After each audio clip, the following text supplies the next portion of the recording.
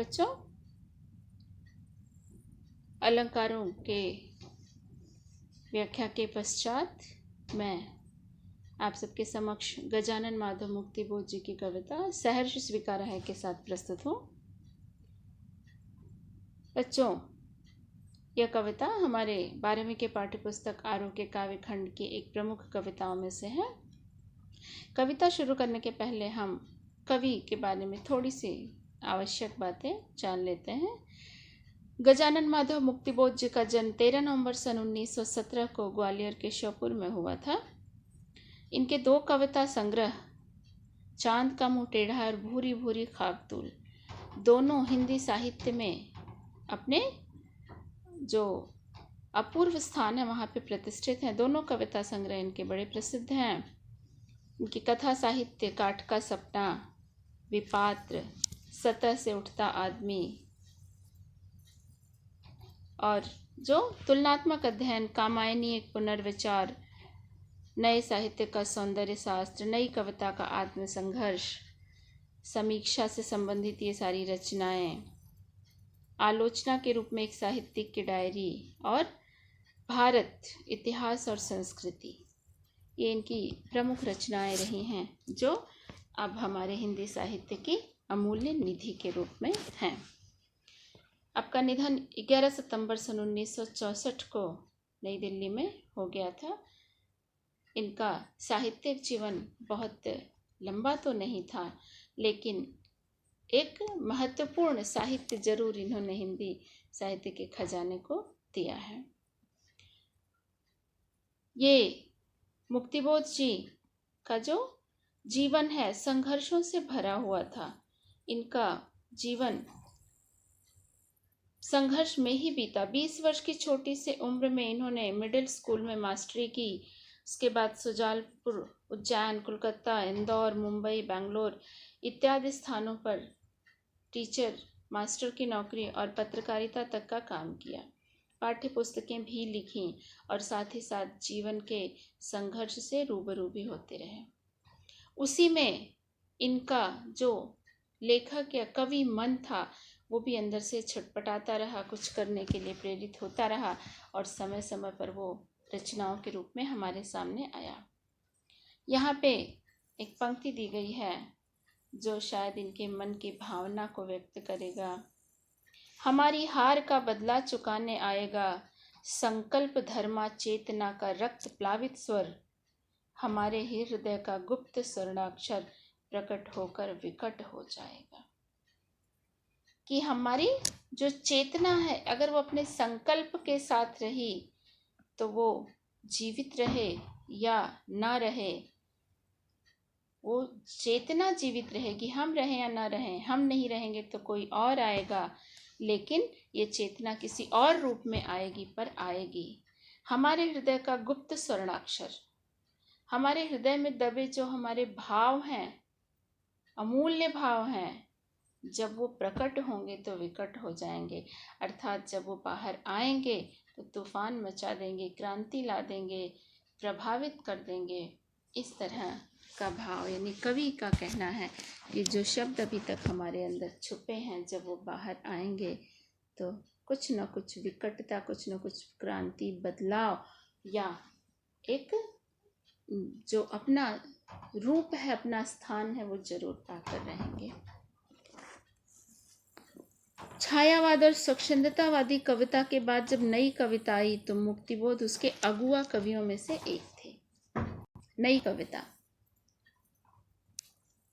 ये यानी नई कविता के एक प्रमुख कवि थे। अगुआ कवि यानी आगे चलने वाले, लीडर। मराठी संरचना से प्रभावित लंबे वाक्यों ने उनकी कविता को आम पाठक के लिए कठिन बनाया, लेकिन उनमें भावनात्मक और विचारात्मक ऊर्जा अटूट थी। इनकी कविताएं अक्सर लंबी होती हैं, लंबे लंबे वाक्यों से रची होती हैं।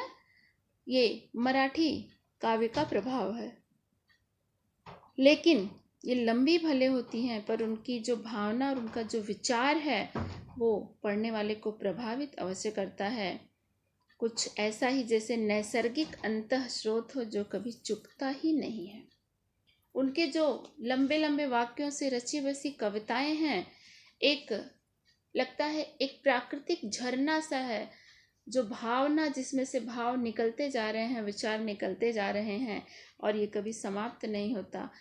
और ज़्यादा उछलती, लहराती, बल खाती, और ज़्यादा उत्साह के साथ ये सारे भाव उमड़ते चले आ रहे हैं और पाठक को, श्रोता को अपने भावों में, भाव रूपी सरिता में वो भिगोते हैं। यह ऊर्जा अनेकानेक कल्पना चित्रों और फैंटेसियों का आकार ग्रहण करती है। कवि की ये जो ऊर्जा है बहुत सारी कल्पनाओं को जन्म देती है, बहुत सारी फैंटेसी, जिसे हिंदी में हम फंतासी के नाम से हिंदी साहित्य में प्रयोग किया जाता है।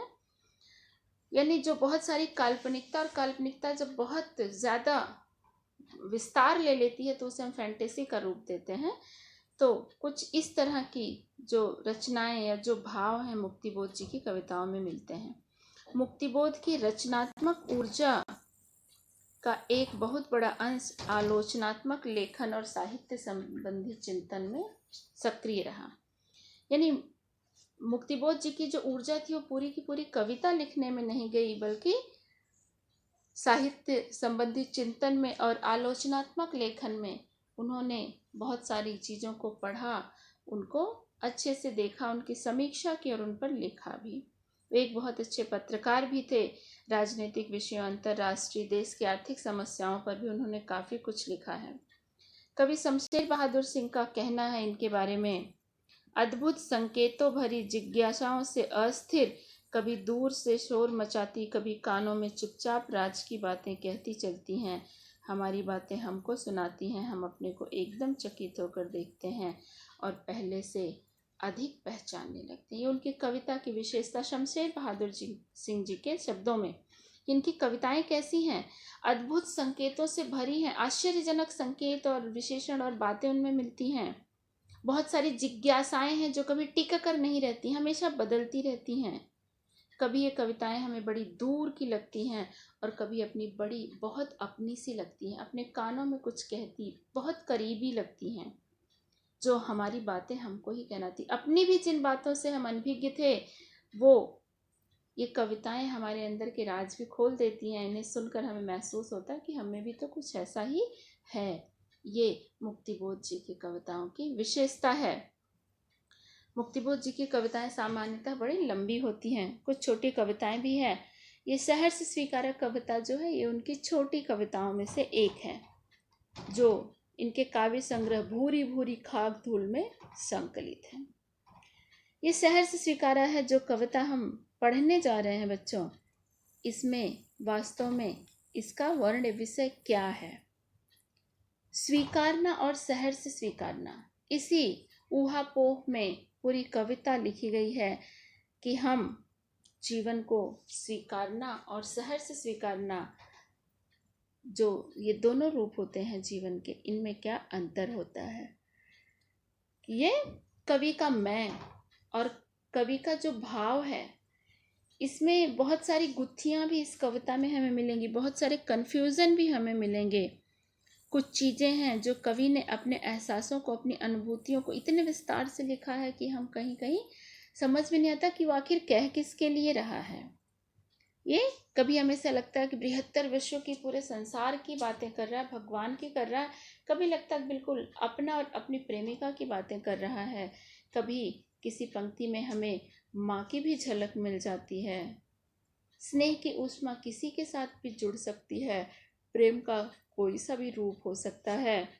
तो ऐसे में इस पूरी कविता में सबसे बड़ा जो भाव बना रहता है कि कवि कहता किसके लिए है, और ये कवि किसके लिए कह रहा है ये हम निश्चयपूर्वक तो नहीं कह सकते हैं, लेकिन हाँ, हम उन पंक्तियों के आधार पर और जो प्रचलित हमारे अपने एहसास है या हमारी अनुभूतियाँ, उनके आधार पर हम ये अंदाज़ा लगा के उसकी व्याख्या करते हैं कि कवि किसके लिए कह रहा है। हालांकि ये सबका अपना अपना मत भी हो सकता है। तो कविता में हम जो पढ़ेंगे, जो कहेंगे कि कवि किसके लिए कह रहा है, वो एक प्रचलित धारणा कविता के आधार पर होगा। वो 100% कोई भी एक नहीं कह सकता कि वाकई किसके लिए कह रहा। हम अपने अपने वर्णन, अपनी व्याख्या और अपने विचारों के अनुसार ये अंदाज़ा लगाते हैं। यहाँ कविता के संबंध में ही ये सारी पंक्तियां जो लिखी गई हैं, कविता के संबंध में ये पूरी कविता, इस समय इसकी व्याख्या करने से अच्छा है कि हम कविता की तरफ चलें। कविता समझ लेने के बाद आप इन्हें पढ़ेंगे तो शायद आपको ये पंक्तियां ज़्यादा अच्छे से समझ में आएंगे। बच्चों, मैंने पहले भी कहा था कि हर पाठ में, पाठ के अंत में, चाहे वो कविता हो या कहानी, उसके अंत में पाठ से संबंधित जो थोड़ी बहुत बातें की गई हैं, थोड़ी बहुत चीज़ें लिखी गई हैं, उन्हें आप अवश्य पढ़ें। और आपका ज्ञानवर्धन करने के साथ साथ पाठ के प्रति आपकी शंकाओं का बहुत सारे समाधान भी करते हैं। यहाँ इसके हम अंतिम पैराग्राफ पे आते हैं, क्योंकि ये कहीं ना कहीं हम जो पढ़ने जा रहे हैं उससे जुड़ा है। कि कवि जिसकी चर्चा करता है कविता में, वो कौन है, नहीं किसकी बातें कर रहा है। प्रश्न उठता है कि वो कौन है, दिवंगता माँ या प्रिया। बृहत्तर जीवन दर्शन जो ईश्वर निरपेक्ष होता हुआ भी उतना ही सर्वव्यापी और आप्लावनकारी है जितना कबीर के राम और वर्ड्सवर्थ की मातृमना प्रकृति। यानी कवि किसके लिए कहता है, माँ के लिए, प्रेमिका के लिए, ईश्वर के लिए, ये गुत्थी सुलझ नहीं पाती है। आगे कह रहे हैं, ये गुत्थी न भी सुलझे तो भी कविता अपनी मर्म स्पर्शता और द्वंद्व विह्वलता के कारण उतनी ही संगत और विशिष्ट है। कि ये गुत्थी सुलझाने के लिए हम यहाँ नहीं बैठे, हमें इस रहस्य में, इस दर्शन में नहीं पढ़ना है, हमें तो कविता का आनंद उठाना है। अपने हिसाब से हमें जो भी लगता है हम उसी को मान लेते हैं, माँ, प्रिया, पत्नी, ईश्वर। हमें तो बस कविता का आनंद लेना है। कविता जो हमें, हमारे मर्म को स्पर्श करती है अपने द्वंद्व के कारण। कविता में जो द्वंद्व का भाव है वो हमें भी बेचैन करती है, पाठक के मन को भी बेचैन करती है। वही खास है, वही विशिष्टता इसकी है और हमें उसी के साथ रहना चाहिए। साधक और साध्य की एकात्मकता, तेरा तुझको सौंपता का लागे है मोर वाला, ऐसा निरहंकार विनय पारंपरिक साहित्य से इतर यानी आधुनिक कविता में कम ही दिखाई देता है। कि जो इसमें एक भाव कवि का है, चाहे वो प्रेमिका के प्रति हो, चाहे ईश्वर के, चाहे माँ के प्रति, इसमें वही कि तेरा तुझको अर्पण क्या लागे मेरा, ये भाव जो है आजकल नई कविताओं में बहुत कम मिलता है, जैसा कि इनकी कविता में दिखाई पड़ता है। तो इन चीज़ों को, कवि के परिचय को यहीं पे सीमित करते हुए, यहीं पे पूर्ण करते हुए हम आगे चलते हैं और अब देखते हैं कविता के बारे में। सहर्ष स्वीकारा है। जिंदगी में जो कुछ है, जो भी है, सहर्ष स्वीकारा है, इसलिए कि जो कुछ भी मेरा है वह तुम्हें प्यारा है। गर्बीली गरीबी ये गंभीर अनुभव सब, यह विचार वैभव सब, दृढ़ता यह भीतर की सरिता, यह अभिनव सब मौलिक है, इसलिए कि पल पल में जो कुछ भी जागृत है, अपलक है, संवेदन तुम्हारा है, सहर्ष स्वीकार है। कवि कह रहा है कि जिंदगी में जो कुछ है, जो भी है, सहर्ष स्वीकारा है। मेरे जीवन में जो कुछ भी है, जैसा भी है, मैंने उसे सहर्ष, खुशी खुशी स्वीकार किया है, इसलिए कि जो कुछ भी मेरा है वह तुम्हें प्यारा है। क्योंकि मेरा जो कुछ भी है वह तुम्हें प्यारा है, तुम्हारे प्यार के कारण मुझे मिला है, तुमने मुझे बड़े प्यार से दिया है। अब यहाँ पे बात यह आती है कि ये तुम कौन है। जैसा कि पीछे भी हमने कवि परिचय में बहुत सारे बातें की कि किसे लिखा है, किसके लिए किया है संबोधन, तो हम उसमें ना जाके हमें ऐसा लगता है कि जो पूरे वर्णन के साथ कौन सा तुम उपयुक्त बैठता है हम उसके लिए कहेंगे। तो हम ये पूरा पैराग्राफ पढ़ते हैं और फिर हम शायद निर्णय लेने की क्षमता हमें ज़्यादा आ जाए कि ये तुम कौन है। फिलहाल कि जो कुछ भी मेरा है वह तुम्हें प्यारा है, जो कुछ मेरा है तुम्हें भी बड़ा प्यारा है, तुम्हारे प्यार के कारण ही मुझे मिला है। गर्बीली गरीबी यह ये गंभीर अनुभव सब, ये मेरी गर्बीली गरीबी तो है लेकिन गर्बीली है। गर्बीली यानी गर्व से बना हुआ, गर्वीली का तद्भव रूप है ये गर्बीली। ये मेरी गरीबी जो है शर्मिंदगी का कारण नहीं है, गर्व का कारण है। क्योंकि ये गरीबी भी तो मुझे तुमने ही दी है और जो तुमने दिया है वो मैं बड़े गर्व से उसे ग्रहण करता हूँ। मैं अपनी गरीबी पे गर्व करता हूँ, मुझे कोई शर्मिंदगी नहीं है, कोई क्रोध नहीं है, कोई उपेक्षा मैं उसकी नहीं करता हूँ। जो भी है मेरा है, मैं इस पर भी, मैं अपनी कमियों पर भी गर्व करता हूँ, अपनी गरीबी पर भी मुझे गर्व है। ये गंभीर अनुभव, इस गर्वीली गरीबी ने मुझे गंभीर अनुभव भी तो दिए हैं जीवन के। जीवन के जो गंभीर अनुभव होते हैं वो हमारी गरीबी में, हमारी कमियों में ही होते हैं। क्योंकि अनुभव, गंभीर अनुभव जीवन की उन्हीं परिस्थितियों में होते हैं जब हम किसी चीज़ की न्यूनता से, किसी चीज़ की कमी से गुजर रहे होते हैं।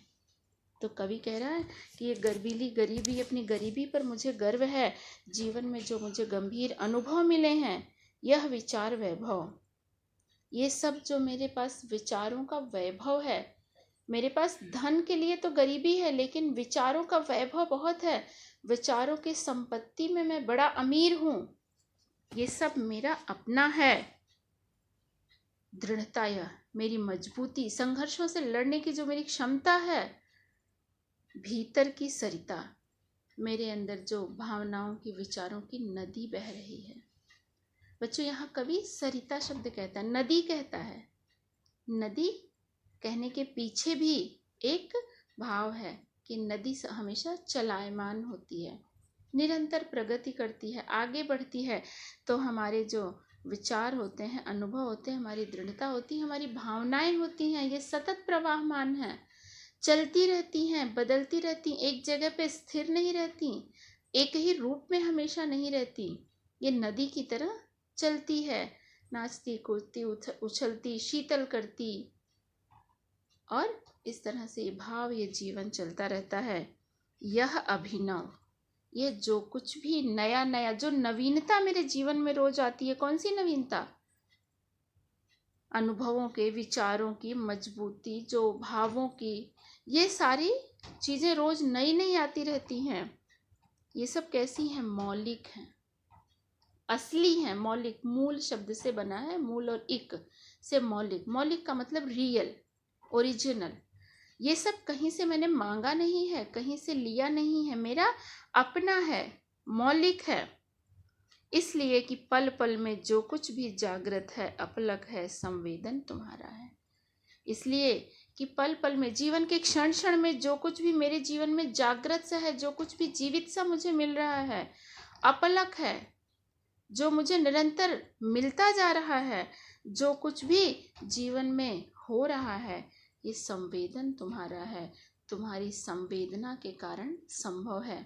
तुम मेरे प्रति इतने संवेदनशील हो कि मुझे ये सारी चीजें मिलती जा रही हैं। सारी चीजें क्या? ये गर्वीली गरीबी, जीवन के अनुभव, विचार, मेरी मजबूती, भावनाओं की बहती हुई नदियाँ, ये जीवन का जो नयापन है, जो कुछ भी जीवन में जागृत है, लाइव है, चल रहा है, ये सब कुछ तुम्हारी संवेदना के कारण संभव है। इसलिए जीवन में जो कुछ भी है मैंने सहर्ष स्वीकारा है, मैंने उसे खुशी खुशी स्वीकार किया है। पहले तो इस पैराग्राफ की कुछ मुख्य बातें हम देख लेते हैं।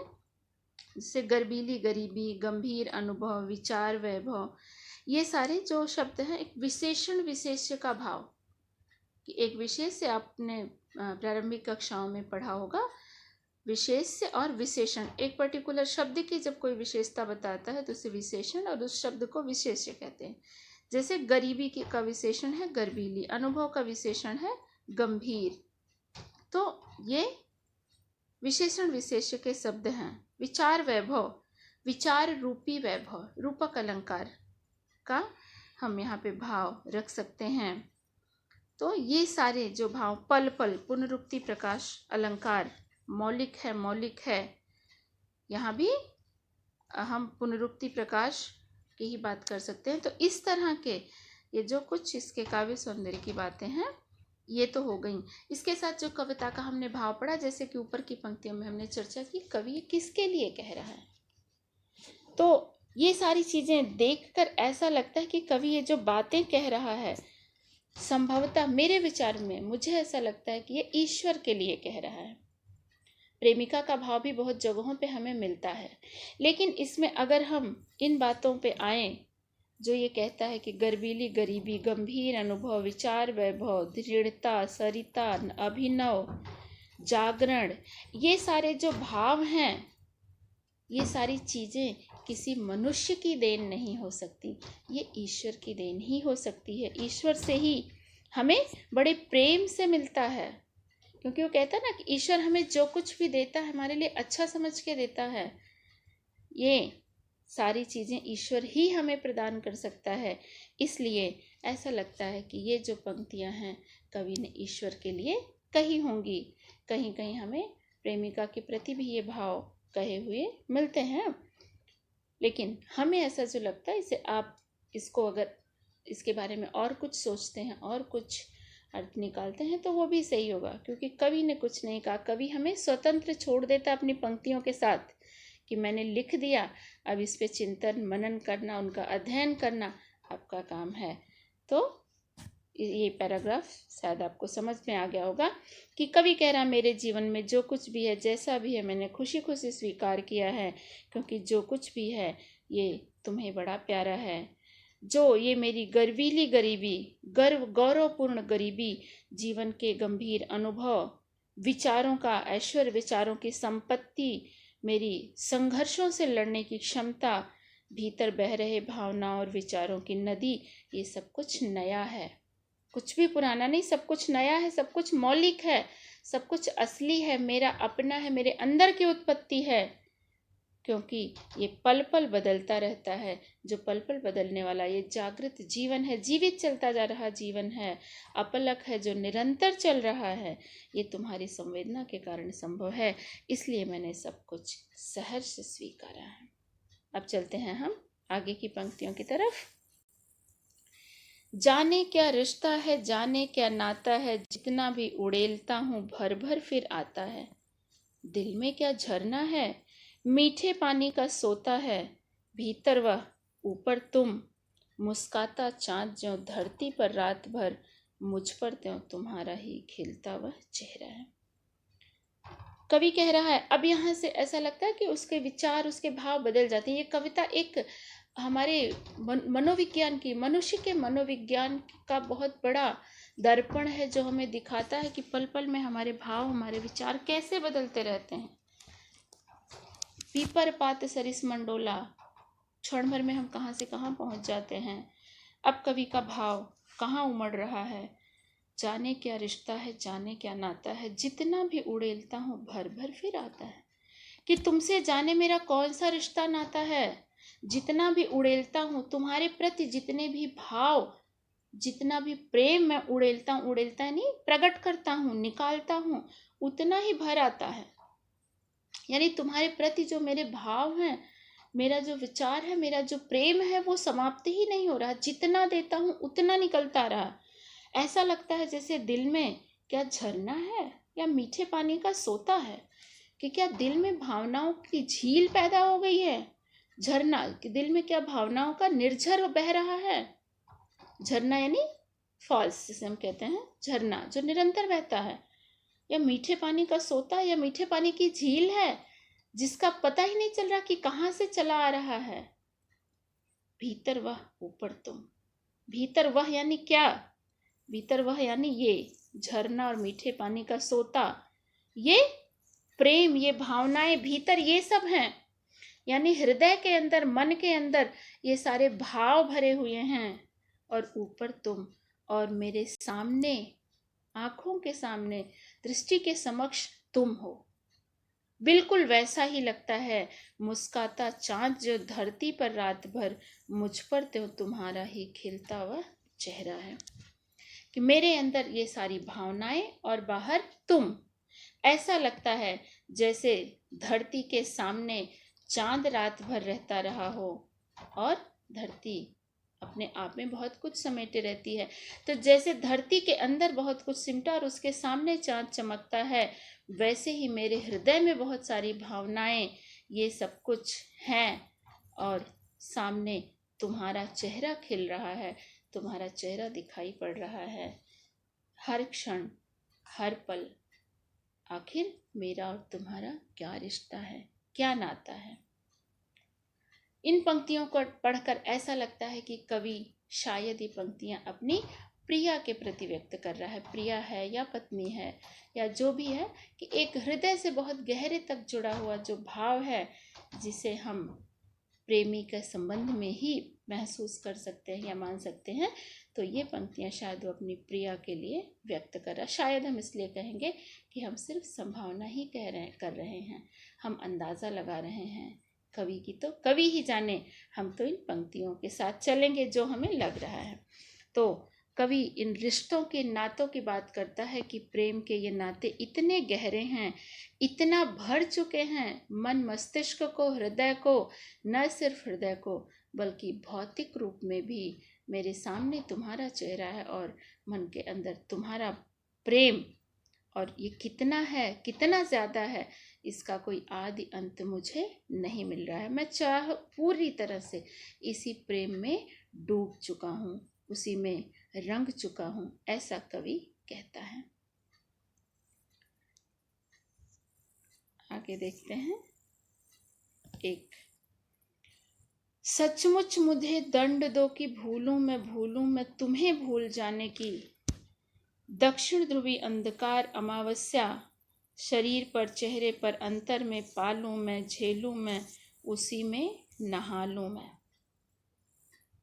कवि कह रहा है, इसके पहले वो कहता है कि वो पूरी तरह से उस प्रेम में डूब चुका है। चारों तरफ हृदय के अंदर और आंखों के सामने सिर्फ और सिर्फ प्रिया का चेहरा ही उसे दिखाई पड़ता है। अब कुछ समय तक वो स्थिति में, इस ऐसी स्थिति में रह रहा है, लेकिन फिर शीघ्र ही वो इनसे भी ऊब जाता है। क्योंकि कहते हैं ना कि मनुष्य का मन बड़ा चंचल होता है, एक ही परिस्थिति में बहुत दिनों तक नहीं रह सकता, उसे बदलाव चाहिए। ये मनोविज्ञान है कि हम जब किसी चीज को पा लेते हैं, एक प्रेम के लिए एक बड़ी अच्छी बात किसी कवि ने कही है कि प्रेम क्या है? प्रेम कुछ और नहीं है। प्रेम कहूं क्या, ये हृदय की बहुत बड़ी उलझन है। जो अलभ्य, जो दूर, उसी को अधिक चाहता मन है। कि प्रेम कुछ और नहीं है, जो बहुत दूर है, जो मिलता नहीं है, उसके प्रति प्रेम होता है। और जब वो मिल जाता है तो वो हमारे लिए समाप्त हो जाता है। प्रेम तभी तक प्रेम रहता है जब तक वो अप्राप्य रहता है। प्राप्त होने के बाद धीरे धीरे वह एक दूभर गठरी बन जाता है। ये पंक्तियां भी कही गई हैं साहित्य में कि प्रेम अगर प्राप्ति बनकर रह जाए तो वो एक दूभर गठरी बन जाए। प्रेम तो लुटना है, वंचित होना है। तो यहाँ पे कवि को ये प्रेम मिला हुआ है, इतना ज्यादा मिला है कि वो उसमें डूबा हुआ है, जैसा कि ऊपर की पंक्तियों में कह रहा है। लेकिन अब वो इस स्थिति से ऊब चुका है। उसका मनोविज्ञान अब जो कह रहा है कि अब बहुत ज्यादा हो गया, अब वो इन चीज़ों को भूलना चाहता है, इनसे बाहर निकलना चाहता है। लेकिन कोई भाव अगर हमारे मन में बहुत ज़्यादा भर गए हो तो उनसे निकलना इतना आसान नहीं होता। हम चाह कर भी कुछ नहीं कर पाते। तो वो क्या कह रहा है, अपने लिए दंड की याचना कर रहा है, सजा की याचना कर रहा है कि सचमुच मुझे दंड दो कि भूलूं मैं तुम्हें भूल जाने की। कभी अब इन स्थितियों से बाहर निकलना चाहता है, लेकिन उसके बस की बात नहीं है। तो वो दंड अपने लिए चाहता है, वो सजा चाहता है कि सचमुच मुझे दंड दो। मैं मजाक नहीं कर रहा हूँ, सच कह रहा हूँ। मुझे दंड दो, मुझे सजा दो कि मैं तुम्हें भूलने की भूल करूं, अर्थात मैं तुम्हें भूल जाऊं। इतना भूल जाऊं, कितना ज्यादा। दक्षिण ध्रुवी अंधकार अमावस्या, शरीर पर चेहरे पर अंतर में पालूं मैं, झेलूं मैं, उसी में नहा लूं मैं। कि कवि पूरी तरह से सब कुछ भूल के एक एकाकीपन में खो जाना चाहता है, और वो भूलने का भी दंड चाहता है, क्योंकि उस प्रिया को भूलना उसके लिए किसी सजा से कम नहीं होगा।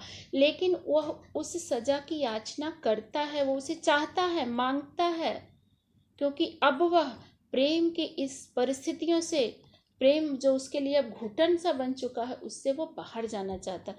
वो अब इस बोझ से निकलकर अपने आप को जानना चाहता है, एकाकीपन में जाना चाहता है।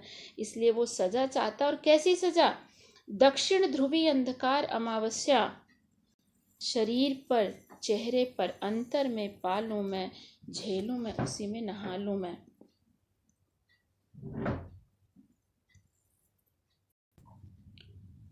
कि मैं जो अपने शरीर पर, चेहरे पर अंतर में, यानी जो पीछे वो कह रहे हैं ना कि आंखों के सामने और हृदय में, तो मैं अपने सामने भी, भौतिक रूप में भी और आंतरिक रूप में भी, हार्दिक और मानसिक रूप में भी, मैं दक्षिण ध्रुवीय अंधकार अमावस्या को पाना चाहता हूँ।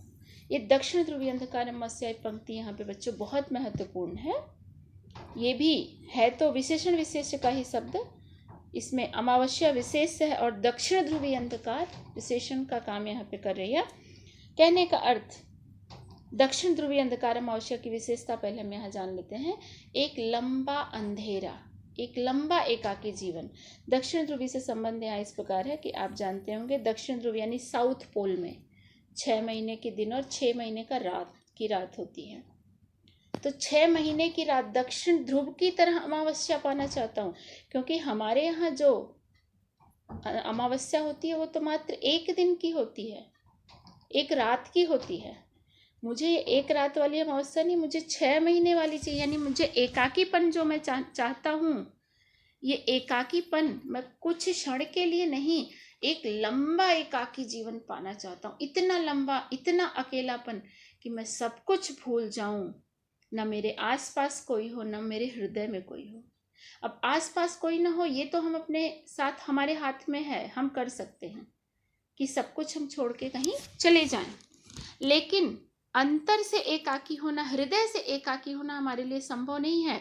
इसी अंतर के एकाकीपन के लिए कवि यहाँ पर ये दंड चाहता है कि मेरे बस का तो नहीं है, काश मुझे ये सजा मिल जाए कि मैं सब कुछ भूल जाऊं, दुर्वासा ऋषि की तरह कोई शाप दे दे कि जाओ सब कुछ भूल जाओ, और भूल कर उसी एकाकीपन में एक लंबा एकाकी जीवन दक्षिण ध्रुव के अमावस्या की तरह बहुत लंबा एकाकी जीवन में जीऊं, मैं रहूं, और सिर्फ रहूं ना, सिर्फ एकाकी जीवन ना पाऊं, बल्कि झेलूं मैं उसी में, नहा लूं मैं, उसमें पूर्ण रूप से समा जाऊं, झेलूं उसे, अपने हृदय पर झेलूं, शरीर पर झेलूं, उसी में नहा लूं, उसमें सराबोर हो जाऊं, उसी एकाकीपन में मैं डूब जाऊं, मेरे आसपास कुछ भी ना हो, ऐसा कवि चाहता है।